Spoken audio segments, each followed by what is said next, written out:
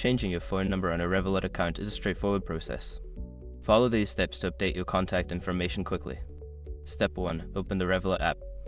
Launch the Revolut app on your smartphone. Make sure you are logged into your account to access your settings. Step 2. Go to Profile Settings.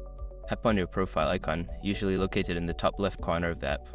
This will take you to your account settings. Step 3. Select Phone Number. In the Settings menu, look for the option labeled Phone Number or Contact Information. Tap on it to proceed with the change. Step 4. Enter new phone number. Input your new phone number in the designated field. Ensure that you enter the correct number, including the country code. Step 5. Verify your new number. After entering your new phone number, you will receive a verification code via SMS.